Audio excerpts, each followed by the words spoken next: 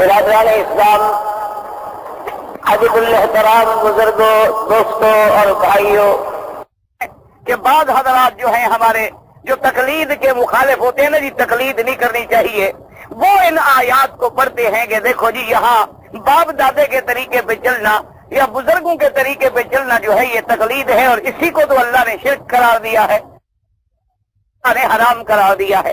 لیکن یاد رکھو یہ افراط و تفریط میں پڑھنے والی بات ہے۔ یاد رکھو ایک ہے تقلید حق کی اور ایک ہے باطل۔ باطل کی تقلید میں تو کوئی شبہ ہی نہیں ہے کہ وہ کفر شرک ہے۔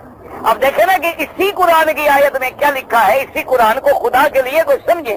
ایسی آیتیں جو اللہ نے کافروں کے لیے اور مشرکوں کے لیے اتاری ہے، تم ان کو مسلمانوں پہ چسپاں نہ کیا کرو۔ اللہ تبارک و تعالیٰ سے ڈرنا چاہیے۔ اب آپ غور کریں، فرمایا وَلَوْ كَانَ آبَاؤُهُمْ لَا يَعْقِلُونَ شَيْئًا وَلَا يَهْتَدُونَ، یعنی ان کے باپ دادے میں عقل بھی نہیں اور ہدایت بھی، یعنی ہدایت پر بھی نہیں ہے اور عقل بھی نہیں ہے کہ بات کو سمجھ سکیں اور مسئلے کو سمجھ سکیں۔ تو اب نتیجہ کیا نکلا کہ اگر ماں باپ میں عقل بھی ہو اور ہدایت بھی ہو تو پھر ان کی بات ماننی، پھر تو ان کی بات ماننی جائز ہے۔ ان کی بات ماننی کب ناجائز ہے؟ جب عقل و ہدایت سے خالی ہوں۔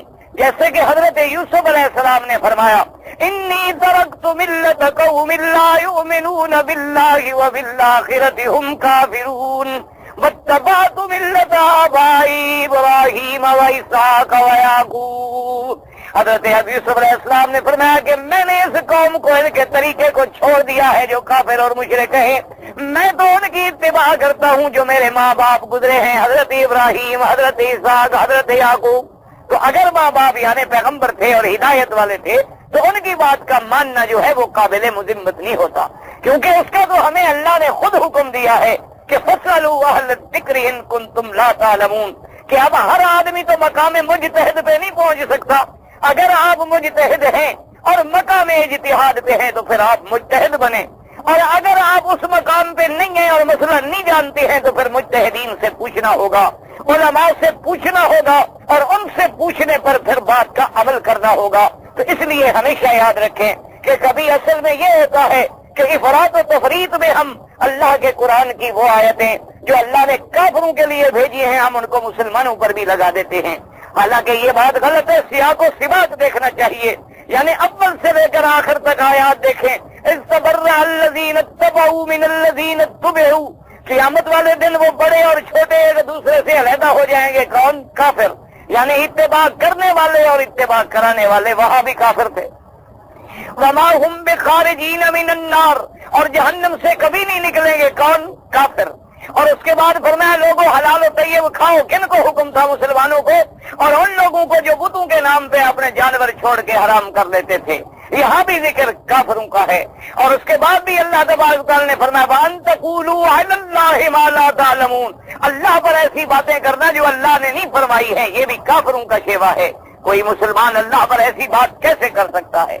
اور اس کے بعد بھی اللہ نے فرمایا اذا قیل لهم اتبعوا، جب ان کافروں سے کہا جاتا ہے کہ ابھی تم ہمارے پاک پیغمبر کا کہنا مانو، تو یہ کہتے ہیں نہیں ہم تو اپنے باپ دادا کے طریقے پر ہیں۔ تو لہذا یہ تمام آیات کا سیاق اور سباق جو ہے وہ کفار و مشرکین کے حق میں ہے۔ تو اب نتیجہ کیا نکلا کہ ہم اندھی تقلید جس میں کفر و شرک آ جائے، یا اندھی تقلید جس میں ہم باطل کی تقلید کریں، یا اندھی تقلید کہ اللہ کے قرآن احکام سارے مسائل کو چھوڑ کے ہم اس کے خلاف چلیں، اس کے حرام ہونے میں کسی کو شبہ نہیں ہے۔ باقی یہ بات ہے کہ ایک آدمی بیچارہ جاہل ہے، وہ قرآن پڑھ ہی نہیں سکتا، یا قرآن تو پڑھ سکتا ہے لیکن اس سے جو مسائل نکلے ہیں وہ ان کو نہیں سمجھ سکتا، استنباط احکام نہیں کر سکتا، مسائل کی تفہیم نہیں کر سکتا۔ اس کے لیے حکم ہے کہ وہ کہا جائے فَاسْأَلُوا أَهْلَ الذِّكْرِ، وہ قرآن والوں کے پاس جائے، وہ علم والوں کے پاس جا کے مسائل پوچھے اور ان کی پیروی کرے اور ان کے ساتھ چلے۔ اسی لیے اللہ تبارک و تعالی نے ہمیں جو سب سے بڑی عظیم فاتحہ سورت عطا فرمائی ہے، جو شافیہ بھی ہے، جو دعا بھی ہے، جو اللہ کی حمد و ثنا بھی ہے، جو اللہ کی وحدانیت کا بیان بھی ہے، جس میں نبوت اور رسالت کا بیان بھی ہے، جس میں قیامت کا بیان بھی ہے، اس میں بھی ہمیں کیا سبق دیا ہے؟ اہدنا الصراط المستقیم، یا اللہ ہمیں صراط مستقیم کی ہدایت نصیب فرما۔ اور صراط مستقیم کن کی ہے؟ صراط الذین انعمت علیہم، ان لوگوں کے راستے پہ چلا جن پہ تو نے انعام کیا ہے، اور جن پہ تو نے انعام کیا ہے وہ کون لوگ ہیں؟ اولئک مع الذین انعم اللہ علیہم من النبیین والصدیقین والشہداء والصالحین. یعنی آپ اندازہ کریں پھر صرف نبی کافی تھا، آگے صدیقین یا شہداء اور صالحین کے ذکر کرنے کی ضرورت کیا تھی؟ اس لیے سمجھ آیا کہ ہر آدمی تو نبی کی بات کو نہیں سمجھ سکتا. وہ لازماً کسی صدیق سے پوچھے گا، وہ لازماً بعض مسائل ایسے ہیں جو میدان جنگ سے تعلق رکھتے ہیں وہ شہداء سے معلوم ہوں گے، اور بعض تعلق ایسے ہیں جو ذکر و فکر و علم سے تعلق رکھتے ہیں وہ صالحین سے معلوم ہوں گے. اس لیے فرمایا کہ اللہ ہمیں ان کے راستوں پہ چلا.